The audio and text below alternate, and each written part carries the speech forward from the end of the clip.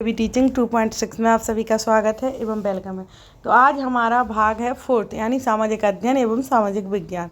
तो इसके हमारे 60 क्वेश्चन लगवाए जाते हैं जो कि 2 पार्ट में डिवाइड कर दिए जाते हैं 30-30 क्वेश्चन, जिससे आपको ना भारी भरकम पड़ेगा ना कम पड़ेगा, आपको आसानी से लगा पाओगे 30 क्वेश्चन डेली की। और प्ले लिस्ट बना दी गई, उसमें बहुत सारी क्लासेस डली हैं, आप सभी जाकर पेपर लगा सकते हैं। सीटेट पेपर 2 के पेपर 2 के क्वेश्चन लगाए जा रहे हैं जो कि 2011 से 2024 तक के संपूर्ण प्रीवियस ईयर के पेपर लगवाए जा रहे हैं, जिससे आपकी प्रैक्टिस भी हो रही है, मॉक टेस्ट भी वही समझिए और उसी को प्रीवियस ईयर पेपर भी समझिए, जिससे आपको कोई प्रॉब्लम नहीं आएगी और आपका एग्ज़ाम आराम से निकल पाएगा। तो चलो आज क्लास स्टार्ट करते हैं। और पहले आप सभी लाइक एवं सब्सक्राइब कर दीजिए चैनल को और बेल आइकन को प्रेस कर लीजिएगा और सभी को शेयर। तो चलो आज क्लास स्टार्ट करते हैं। दीन ए इलाही की स्थापना किसने की थी? क्या दीन ए इलाही की स्थापना किसने की थी? तो ये क्वेश्चन आप सभी ने हर बार भी पढ़ा होगा, जिसका आर्ट्स है यानी ST विषय है तो उसने पढ़ा ही होगा अवश्य कि दीन ए इलाही की स्थापना किसने की। तो मोहम्मद गजनवी, हुमायूं, शेर शाह सूरी, तो किसी ने नहीं, अकबर ने की थी। किसने? दीन ए इलाही की स्थापना हमारे अकबर जी ने की थी मुगल शासन में ना। फिर आगे बढ़ते हैं। तीसरा क्वेश्चन हमारा राइट आंसर है। तो निम्नलिखित में से किसे भारतीय नेपोलियन कहा जाता है? निम्नलिखित में से किसे भारतीय, तो हमारा भारतीय नेपोलियन किसे कहा जाता है? तो चंद्रगुप्त मौर्य, हर्षवर्धन, चंद्रगुप्त विक्रमादित्य एवं समुद्रगुप्त। तो जो हमारा भारतीय नेपोलियन का टैग दिया गया था वो दिया गया था किसको? किसको? समुद्रगुप्त को भारतीय नेपोलियन का टैग दिया गया था। तो हमारा 4th राइट आंसर है। फिर है आगे कि त्रिपिटक ग्रंथ किस धर्म से संबंधित है? हमारा जो त्रिपिटक ग्रंथ है वो किस धर्म से संबंधित है? वैदिक धर्म, बौद्ध धर्म, जैन धर्म, शैव धर्म। तो जो हमारा त्रिपिटक ग्रंथ है वो है किस धर्म? बौद्ध धर्म से संबंधित माना जाता है। किससे? हमारे बौद्ध धर्म, जैन धर्म से। इन सभी के बारे में आप सभी डिटेल्स से पढ़े होंगे तो आपको अवश्य समझ आएगा, और अगर नहीं पढ़े हैं तो थोड़ा कन्फ्यूजन लगेगा, इसलिए आप डिटेल्स में ज़रूर पढ़िए। इस चैनल पर 6 to 8 की NCERT भी कराई जा रही, तो आप ज़रूर ज्वाइन कीजिए। फिर महाराजा धीराज की उपाधि धारण करने वाला प्रथम गुप्त शासक था। महाराजा धीराज की उपाधि धारण करने वाला प्रथम गुप्त शासक कौन था? या श्रीगुप्त था, या घटोत्कच था, या चंद्रगुप्त प्रथम, या चंद्रगुप्त द्वितीय। तो ये जो हम क्वेश्चन लगा रहे हैं हम आप दोनों सभी, तो पता है ये क्वेश्चन बहुत सरल लग रहे हैं क्योंकि ये पेपर सरल आया है, इसलिए आप कोई पेपर बहुत कठिन आ जाता है, कोई पेपर सरल आ जाता है, तो इसलिए आप सभी लगाओगे जभी तो आपको पता चलेगा किस टाइप के क्वेश्चन आ रहे हैं और किस से आपको कैसे याद हो रहा है, कैसे नहीं हो रहा है। तो पेपर लगाना बहुत इंपॉर्टेंट हो जाता है और नंबर का भी पता चल जाता है कि आप कितने ला पा रहे हैं अभी फ़िलहाल में, है ना। तो महाराजा धीराज की उपाधि धारण करने वाला प्रथम गुप्त शासक था चंद्रगुप्त प्रथम। कौन था? चंद्रगुप्त प्रथम था। तो हमारा तीसरा राइट आंसर है। फिर है हुमायूंनामा किसने लिखा? क्या हुमायूंनामा किसने लिखा? तो अबुल फजल ने, बदायूनी ने, गुलबदन बेगम ने यानी बेगम, और हुमायूं ने। तो हुमायूंनामा जो लिखा था वो लिखा था किसने? हमारे गुलबदन बेगम ने हुमायूंनामा लिखा था। तो इसलिए ये क्वेश्चन पूछ लिए जाते, अच्छे से ध्यान से याद करके टिक लगाइएगा कि हुमायूंनामा किसने लिखा था? तो गुलबदन बेगम ने लिखा था। फिर है कोई तो ऐसे भी लगा देते हैं, उसमें हुमायूं है तो यहाँ भी हुमायूं दिया गया है तो लगा देंगे हुमायूं ने लिखा था। तो ऐसे नहीं है कि उसमें लिखा तो वही उसमें हो। परिवार के भली वो हैं लेकिन जिसने लिखा उसी का आएगा, इसलिए आपको डिटेल्स में पढ़ना भी बहुत ज़रूरी होती है स्टोरी वाइज कहानी से, तब आप समझ पाओगे। भारत में परमाणु शक्ति का केंद्र कौन सा है? भारत में परमाणु शक्ति का केंद्र कौन सा है? तो डिगबोई, चंद्रपुर, रानीगंज, कलपक्कम। तो जो भारत में परमाणु शक्ति का केंद्र है वो कौन है? तो वो है कलपक्कम। क्या है? कलपक्कम परमाणु शक्ति का केंद्र है भारत में, वो भी दक्षिण क्षेत्र में। ठीक है, तो 4th हमारा राइट आंसर है। फिर है पृथ्वी एवं सूर्य के मध्य अधिकतम दूरी की स्थिति को किस नाम से जानते हैं? पृथ्वी एवं सूर्य के मध्य जो अधिकतम दूरी की स्थिति होती है उसे किस नाम से जानते हैं? तो अपसौर नाम से या अपसौर नाम से, यहाँ उपसौर या अपसौर या विषुव या संचालन। तो जो अधिकतम दूरी मानी जाती है उसको हम बोलते हैं क्या? अपसौर। जो कम दूरी मानी जाती है उसे बोलते हैं उपसौर। इसलिए हमारी अधिकतम दूरी की स्थिति को किस नाम से जानते हैं? तो अपसौर नाम से जानेंगे, यानी दूसरा राइट आंसर हो जाएगा हमारा। फिर है आगे, निम्नलिखित तिथियों में से किस पर ग्रीष्म अयनांत होता है? निम्नलिखित तिथियों में से किस पर ग्रीष्म अयनांत होता है? तो 22 दिसंबर, 21 मार्च, 23 सितंबर और 21 जून। तो ये बोला जा रहा है अयनांत, यानी ये होता है कि ऐसी कौन सी तिथि है जिसमें ग्रीष्म बहुत ज़्यादा, यानी बहुत ज़्यादा धूप पड़ने लगती है। ये समझो इसका मतलब, ग्रीष्म यानी बहुत ज़्यादा धूप पड़ने लगती। तो वो पड़ने लगती कब? 21 जून को। 21 जून को बहुत पड़ने लगती, इसलिए 21 जून, यानी 4th हमारा राइट आंसर है। फिर निम्नलिखित में से पर्वत प्रकारों में से कौन घर्षण द्वारा उत्पन्न होता है? निम्नलिखित में से पर्वत प्रकारों में से कौन घर्षण द्वारा उत्पन्न होता है? तो बलेत पर्वत, ज्वालामुखी पर्वत या गुंबदाकार पर्वत या अवरोही पर्वत। तो राइट आंसर हो जाएगा कि कौन घर्षण द्वारा उत्पन्न होता है पर्वत प्रकारों में से? तो वो होता है कौन? अवरोही पर्वत। कौन सा? अवरोही पर्वत होते हैं। तो 4th हमारा राइट आंसर है। फिर है आगे कि निम्नलिखित देशों में से किसमें मियान ज्वालामुखी पर्वत स्थित है? निम्नलिखित देशों में से किसमें मियान ज्वालामुखी पर्वत स्थित है? तो संयुक्त राज्य अमेरिका में, फिलीपींस में एवं चिली में, जापान में। तो जो हमारा देशों में से किसमें मियान ज्वालामुखी पर्वत स्थित है? तो वो है हमारा किसमें? फिलीपींस में। किसमें? फिलीपींस देश में है। तो हमारा दूसरा राइट आंसर है। फिर है कि निम्नलिखित युग्म में से कौन सी सही सम्मिलित नहीं है? जो युग्म है उनमें से वह कौन सा सम्मिलित, यानी कौन सा उससे मिल नहीं रहा है?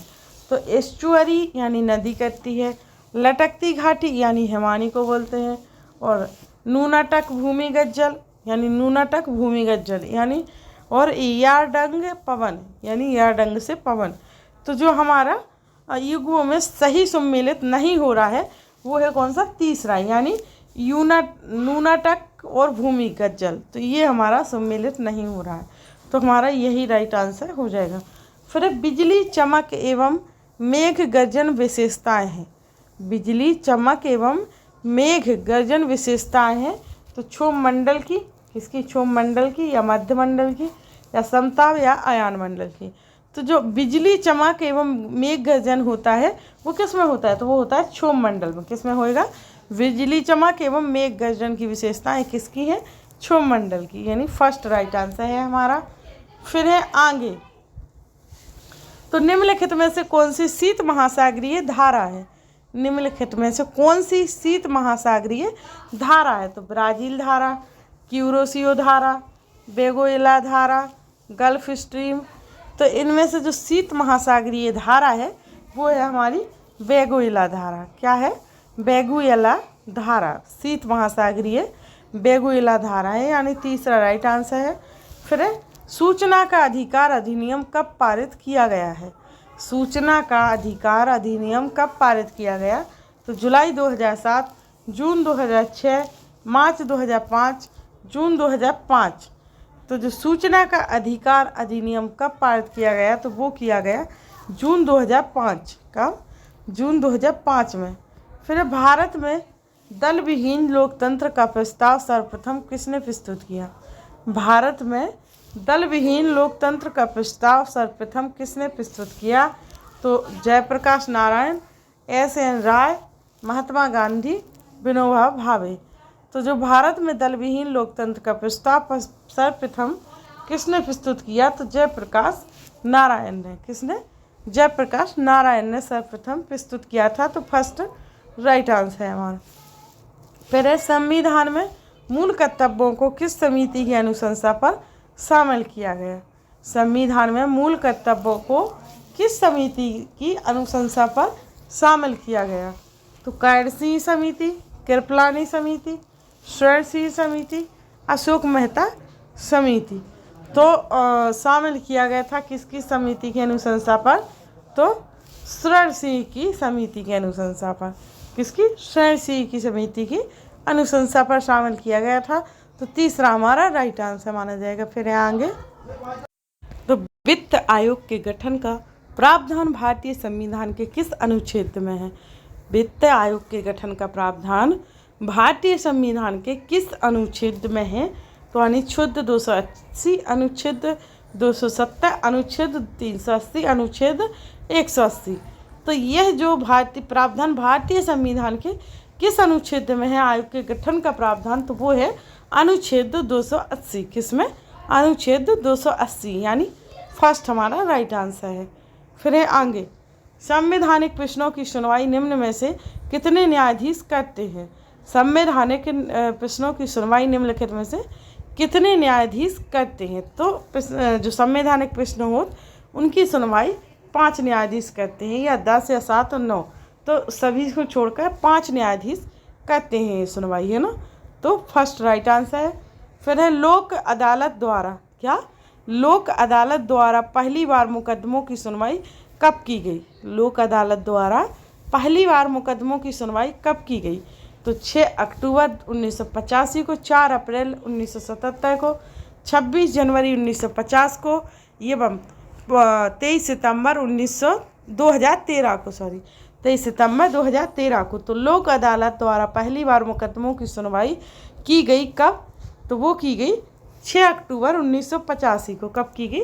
6 अक्टूबर 1985 को की गई थी। फिर है आगे, तो संविधान सभा किसके अंतर्गत स्थापित की गई? संविधान सभा किसके अंतर्गत स्थापित की गई?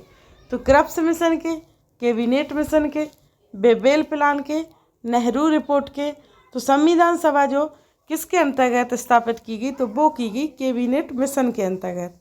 किसके? कैबिनेट मिशन के, यानी दूसरा राइट आंसर हो जाएगा। फिर है आगे, दक्षिण के किस देश में संविधान निर्वात्री सभा का हाल में चुनाव हुआ? दक्षिण के किस देश में संविधान निर्वात्री सभा का हाल में चुनाव हुआ? तो बांग्लादेश, नेपाल, मालदीव, भूटान। तो ये चुनाव हुआ हाल ही में किस देश? तो यह नेपाल का, नेपाल का संविधान निर्वात्री सभा का हाल ही में चुनाव हुआ था, नेपाल। फिर है क्या है ये? पंडित सरंगदेव द्वारा रचित ग्रंथ का नाम है, पंडित सरंगदेव द्वारा रचित ग्रंथ का नाम क्या है? संगीत सुधाकर, संगीत दिवाकर, संगीत शास्त्र और संगीत रत्नाकर। तो राइट आंसर हो जाएगा कि पंडित सरंगदेव द्वारा रचित ग्रंथ का नाम है संगीत रत्नाकर। क्या है? संगीत रत्नाकर, यानी फोर्थ राइट आंसर। फिर है, भारत में संगीतक विकास के क्रम में किस काल को स्वर्ण युग कहा जाता है? भारत में संगीतक विकास के क्रम में किस काल को स्वर्ण युग कहा जाता है? तो मध्यकाल, प्राचीन काल, ब्रिटिश काल, आधुनिक काल। तो जो स्वर्ण युग कहा जाता है वो कहा जाता है मध्यकाल को। किसको कहा जाता है हमारा? तो मध्यकाल को कहा जाता है। फिर है, क्रमिक पुस्तक मालिका किसने लिखी है? क्रमिक पुस्तक मालिका किसने लिखी है? तो पंडित भातखंड, इसका ना पंडित विनायक नायडू क्या है? तो हमारा पंडित इतना ही पूछा जाएगा, ज़्यादा बड़े बड़े आते भी नहीं है, बहुत बड़ा नाम हो रहा वो। तो क्रमिक पुस्तक मालिका किसने लिखी थी? तो पंडित भातखंडे ने, या पंडित गुड़े ने, या फिर पंडित पलुस्कर ने, या पंडित केंकड़ी ने। तो ये जो पुस्तक मालिका लिखी थी तो वो लिखी थी पंडित भटखंडे ने। किसने? पंडित भटखंडे ने। तो हमारा फर्स्ट राइट आंसर माना जाएगा। फिर इनमें से एक संधि प्रकाश राग है, इनमें एक संधि प्रकाश राग है। तो जौनपुरी, भैरव, विहाग और वृंदावनी सारंग। तो जो एक संधि प्रकाश राग है वो है भैरव। कौन सी? भैरव प्रकाश राग संधि है। फिर है आगे, इनमें एक संगीतमय माना जाता है क्या? ऋग्वेद, सामवेद, यजुर्वेद, अथर्ववेद। तो जो इनमें एक संगीतमय माना जाता है वो माना जाता है सामवेद। किसको माना जाएगा? सामवेद को संगीतमय माना जाएगा, है ना। फिर है हमारा आल्फांडो। क्या है? अल्फांसो। अल्फांसो एक प्रचलित किस्म है। क्या है अल्फांसो? अल्फांसो एक प्रचलित किस्म है। तो नाशपाती की, केला की, आम की, सेब की। तो ये प्रचलित किस्म है किसकी? आम की। आम की मानी जाएगी। अल्फांसो एक प्रचलित किस्म है आम की। फिर है एक पहाड़ी क्षेत्रों में, क्या हो जाएगा हमारा? पहाड़ी क्षेत्रों में बाग लगाने की कौन सी विधि अपनाई जाती है? तो षटभुजाकार विधि, आयताकार विधि, कंटूर विधि एवं पूरक विधि। तो जो पहाड़ी क्षेत्र होते हैं उसमें कंटूर विधि अपनाई जाती है। कौन सी? कंटूर विधि अपनाई जाएगी। फिर है आगे, जेली बनाने के लिए अति आवश्यक है, जेली बनाने के लिए अति आवश्यक है साइट्रिक एसिड, फल का गूदा, नमक और पेक्टिन। तो जो जेली बनाने के लिए आवश्यक होता है, अति आवश्यक, पेक्टिन। क्या हो जाएगा? पेक्टिन हो जाएगा अति आवश्यक जेली बनाने के लिए। क्या? पेक्टिन। तो हमारे यहाँ पर क्या है? आम की कौन सी किस्म बहुभ्रूणीय है? आम की कौन सी किस्म बहुभ्रूणीय है? तो अल्फांसो, नीलम, चंद्रकर्ण एवं कौन सी? दशहरी। तो हमारी आम की कौन सी किस्म बहुभ्रूणीय है? तो अल्फांसो, नीलम, चंद्रकर्ण और दशहरी। तो राइट आंसर हो जाएगा कि बहुभ्रूणीय है चंद्रकर्ण। कौन सी है? चंद्रकर्ण फसल बहुभ्रूणीय है। तो हमारा बड़ी क्लास करेंगे तो आपका भी मन नहीं लगेगा। इससे आप 2-2 क्लास भी देख सकते हो, साथ में 3-3। तो इसके बाद इसकी जो आगे के क्वेश्चन है 60 में से 30 क्वेश्चन हो चुके हैं और 30 आगे होंगे। तो आप सभी जरूर ज्वाइन कीजिएगा क्योंकि बहुत लंबी क्लास हो जाएगी। तो इसलिए यही समाप्त करना पड़ेगा। और चैनल को लाइक एवं सब्सक्राइब जरूर कर दीजिएगा और बेल आइकन को प्रेस। तो यहाँ पर अपनी क्लास समाप्त करते हैं। Thanks to for watching video.